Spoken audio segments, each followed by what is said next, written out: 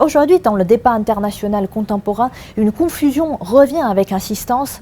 Certains commentateurs occidentaux placent sur un même plan l'Ukraine, le Venezuela et Taïwan, comme s'il s'agissait de situations comparables relevant d'un même registre de conflits territoriaux ou de crises politiques. Cette analogie est intellectuellement séduisante mais analytiquement erronée. Car ni le Venezuela ni l'Ukraine ne sont Taïwan, et cette distinction n'est ni sémantique ni idéologique, mais fondamentalement juridique, historique et systémique. D'abord, l'Ukraine et Venezuela sont deux États souverains, membres à part entière des Nations Unies, et eux, ils disposent donc d'une reconnaissance internationale pleine et entière. L'Ukraine exerce une souveraineté incontestée sur son territoire dans le cadre du droit international. Le Venezuela, malgré ses crises politiques internes, demeure un État reconnu dont la souveraineté n'est pas juridiquement remise en cause par la communauté internationale. Les débats qui les concernent relèvent donc de conflits interétatiques, de gouvernance interne ou de rapports de force géopolitiques, mais jamais de la question de leur existence juridique en tant qu'État. Taïwan, c'est une question de souveraineté non achevée. La situation de Taïwan est d'une autre nature radicalement différente.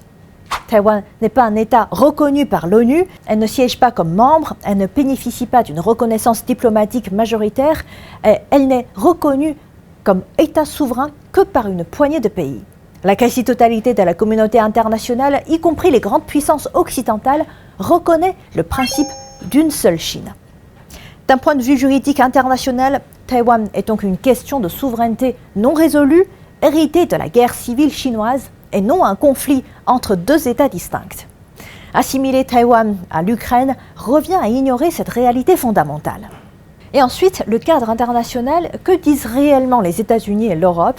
C'est ici que l'analogie devient non seulement fausse, mais contradictoire. Les États-Unis et les pays européens reconnaissent officiellement une seule Chine, n'entretiennent pas de relations diplomatiques formelles avec Taïwan, soutiennent le statu quo sans reconnaître Taïwan comme État indépendant. Autrement dit, les mêmes acteurs qui comparent Taïwan à l'Ukraine refusent de lui accorder le statut juridique qu'ils défendent pour Kiev. Et cette incohérence révèle une instrumentalisation politique du discours, plus qu'une analyse fondée sur le droit international. Alors, pourquoi cette analogie persiste? Si cette comparaison continue d'être utilisée, c'est parce qu'elle est efficace médiatiquement. Elle permet de transposer un cadre moral simple, agresseur contre agressé, à une réalité beaucoup plus complexe. Mais en relations internationales, la clarté morale ne peut pas se substituer à la rigueur juridique. Comparer Taïwan à l'Ukraine ou au Venezuela, c'est effacer l'histoire spécifique de la guerre civile chinoise, c'est ignorer les engagements internationaux existants, c'est aussi brouiller les lignes entre souveraineté établie et souveraineté disputée. Le droit international ne fonctionne pas par analogie émotionnelle, mais par des statuts, des reconnaissances et des engagements formels. À ce titre, Taïwan constitue une question singulière, historique et non transposable. La comparer à d'autres situations revient moins à éclairer le débat qu'à le simplifier à l'accès, au risque d'en accroître les tensions. Enfin, en diplomatie, comme en analyse stratégique, les analogies approximatives sont souvent le prélude aux erreurs de calcul. Et c'est précisément pour cela que ni l'Ukraine ni le Venezuela ne sont Taïwan.